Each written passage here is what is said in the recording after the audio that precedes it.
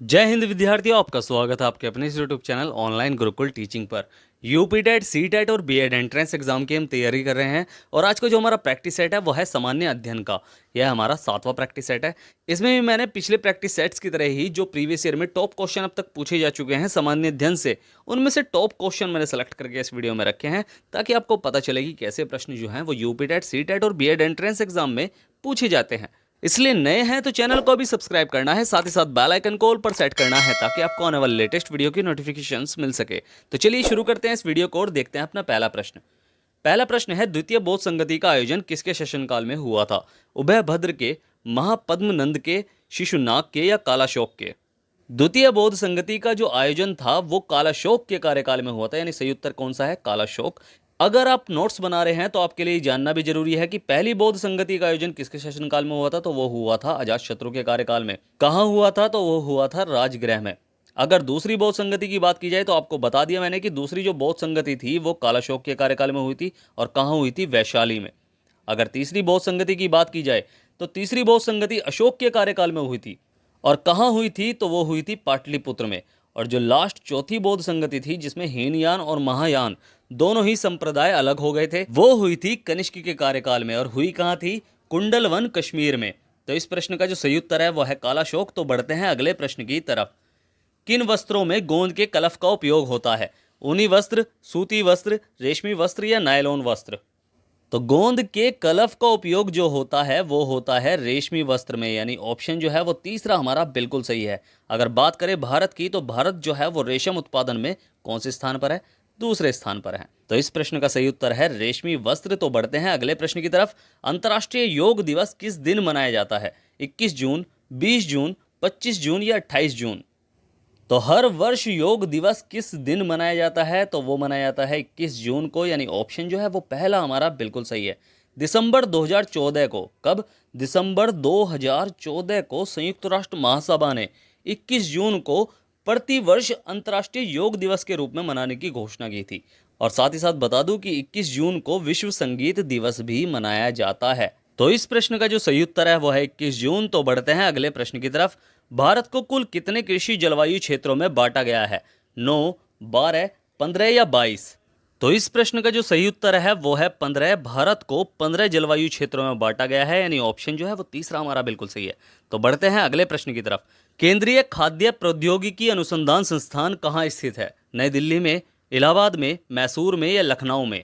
तो इस प्रश्न का जो सही उत्तर है वो है मैसूर में, यानी केंद्रीय खाद्य प्रौद्योगिकी अनुसंधान संस्थान कहाँ स्थित है? वो है मैसूर में।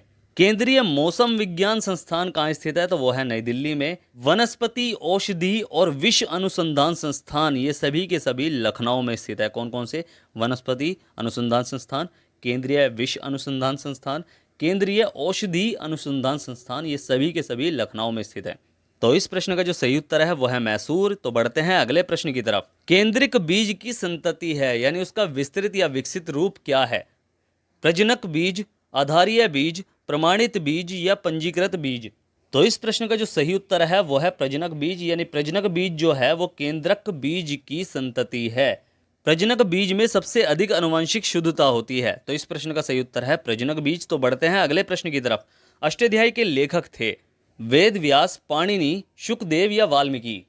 तो अष्टाध्यायी के लेखक जो हैं वो हैं पाणिनि, यानी ऑप्शन कौन सा सही है? ऑप्शन दूसरा हमारा बिल्कुल सही है। महाभारत के जो रचयिता हैं वो हैं वेद व्यास और रामायण के रचयिता हैं महर्षि वाल्मीकि, यानी ऑप्शन जो है वो दूसरा यानी पाणिनि इस प्रश्न का सही उत्तर है। तो बढ़ते हैं अगले प्रश्न की तरफ। दीन ए इलाही की स्थापना किसने की? मोहम्मद गजनवी ने, हुमायूं ने, अकबर ने या शेरशाह सूरी ने?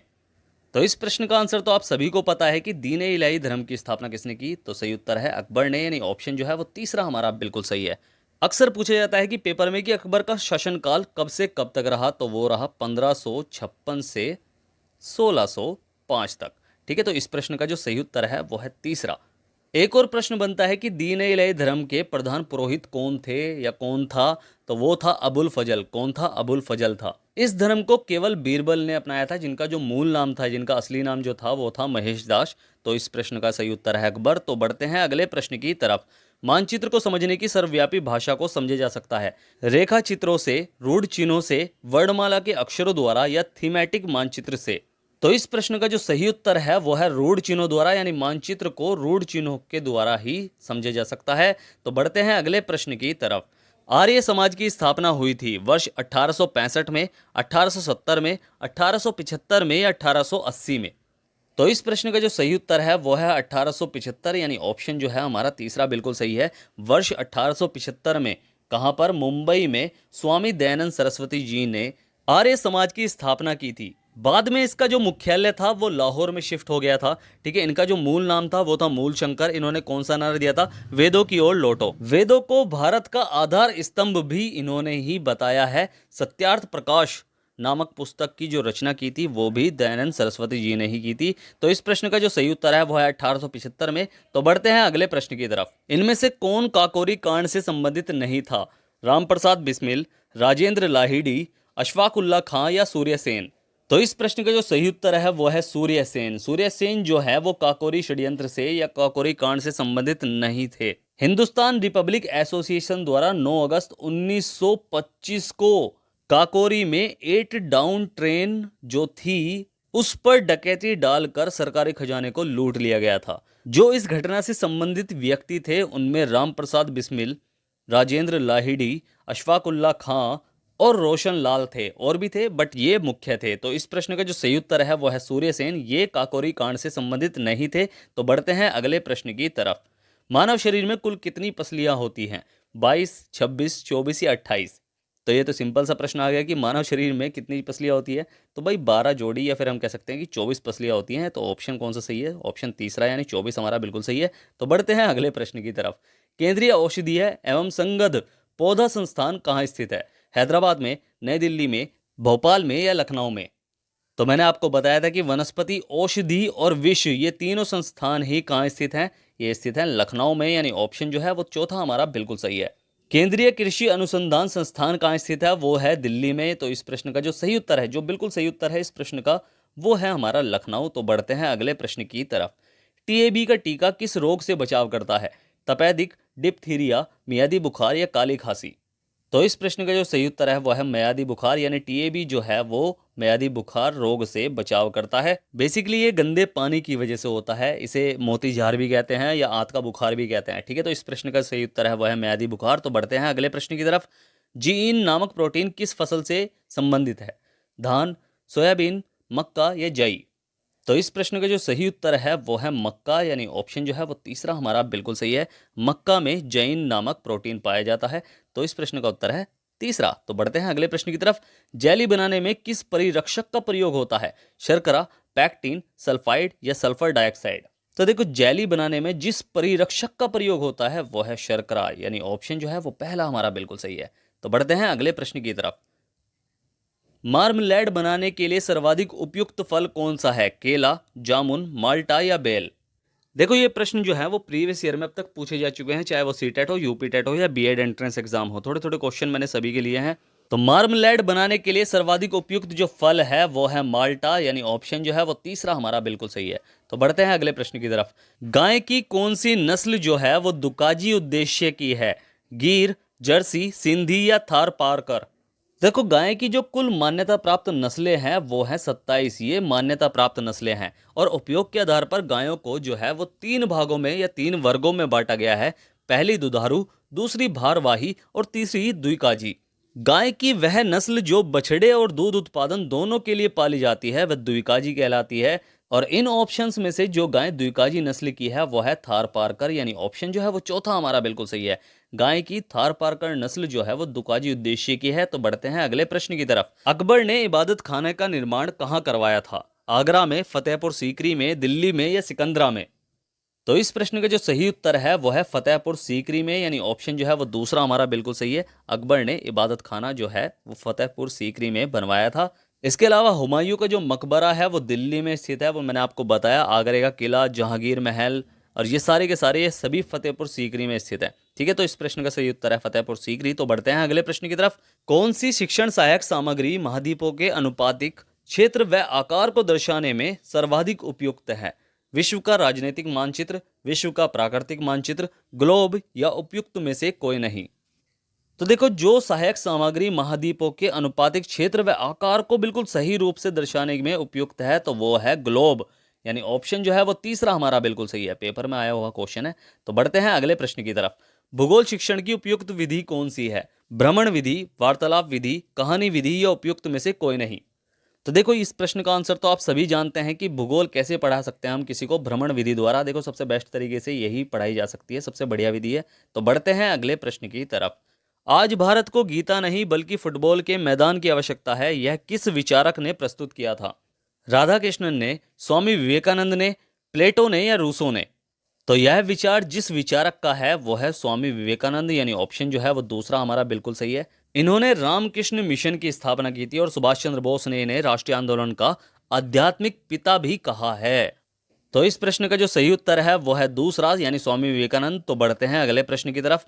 बंगाल का विभाजन करने वाला गवर्नर जनरल कौन था? कर्जन, कैनिन, मिंटो या मियो? तो इस प्रश्न का जो सही उत्तर है वो है कर्जन, यानी ऑप्शन जो है वो पहला हमारा बिल्कुल सही है। इसने ही बंगाल विभाजन की घोषणा की थी। और बंगाल विभाजन की घोषणा हुई कब थी? तो वो हुई थी 1905 में। बंगाल विभाजन कब हुआ? 1905 में हुआ था। अब थोड़ा आपको डिटेल में समझा देता हूं कि 20 जुलाई 1905 को घोषणा हुई थी बंगाल विभाजन की। 16 अगस्त 1905 को वह विभाजन प्रभावी हुआ था।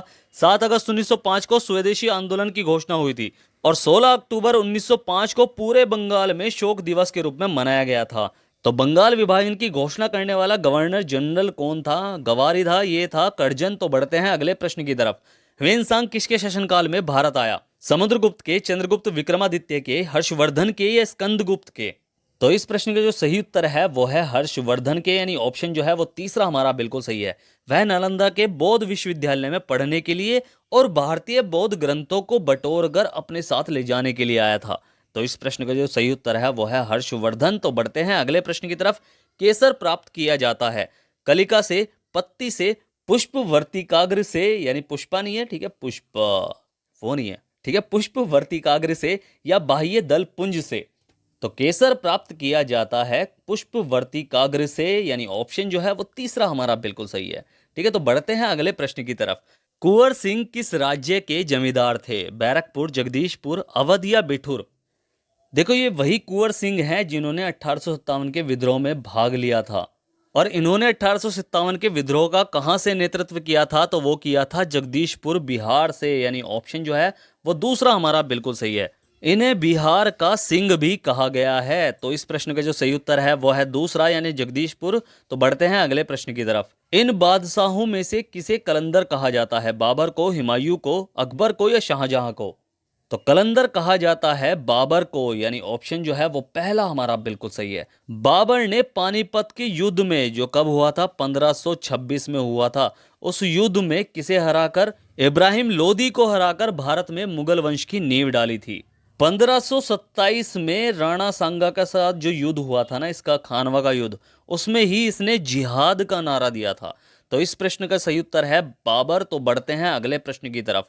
योग के संबंध में प्रमुख ग्रंथ योग दर्शन के लेखक कौन है? महर्षि भारत, महर्षि नारद, महर्षि पतंजलि या महर्षि देवदत्त?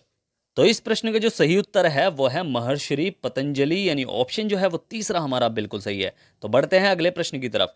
यू आकार की घाटी का निर्माण होता है हिमनदी द्वारा, नदी द्वारा, पवन द्वारा या सागरीय तरंग द्वारा? तो यू आकार की जो घाटी है उसका निर्माण हिमनदी द्वारा होता है। अगर पूछा जाए कि वी आकार की घाटी का निर्माण किसके द्वारा होता है, तो वो होता है नदी द्वारा। नदी जब अपनी युवावस्था में होती है तो उस समय वह वी आकार की घाटी बनाती है। तो इस प्रश्न का जो सही उत्तर है वो है हिमनद द्वारा। तो बढ़ते हैं अगले प्रश्न की तरफ। और यह हमारा अंतिम प्रश्न भी है कि ऑस्ट्रेलिया की राजधानी है सिडनी, कैनबरा, मेलबर्न या ब्रिस्बेन? तो देखो, राजधानी का एक आधा क्वेश्चन तो आते ही आता है। ऐसा नहीं है कि आपको सारे ही हार्ड क्वेश्चन मिलेंगे, थोड़े बहुत इजी क्वेश्चन भी मिलेंगे। तो बिल्कुल डरने वाली कोई बात नहीं है। तो ऑस्ट्रेलिया की जो राजधानी है वो कौन सी है? वो है कैनबरा, यानी ऑप्शन जो है वो कौन सा? दूसरा हमारा बिल्कुल सही है। तो यही प्रश्न जो है वो यूपी टेट, सी टेट और बीएड एंट्रेंस एग्जाम में प्रीवियस ईयर में पूछे जा चुके हैं। बिल्कुल ध्यान से देख लो कि ऐसे प्रश्न जो हैं वो यूपी टेट, सी टेट और बीएड एंट्रेंस एग्जाम में पूछे जा चुके हैं। तो इसलिए आपको तैयारी करने में थोड़ी सी हेल्प तो मिलेगी ही मिलेगी इन प्रश्नों से। मैं ऐसी वीडियो आपके लिए लेकर आता रहूंगा। नए हैं तो चैनल को अभी सब्सक्राइब करना है, साथ ही साथ बेल आइकन को ऑल पर सेट करना है ताकि आपको आने वाले लेटेस्ट वीडियो की नोटिफिकेशंस मिल सके। कुछ भी डाउट हो तो आप मुझसे कमेंट बॉक्स में लिखकर पूछ सकते हैं। और बस मिलते हैं फिर अगली वीडियो में, तब तक के लिए bye bye. Tata, see you, जय हिंद।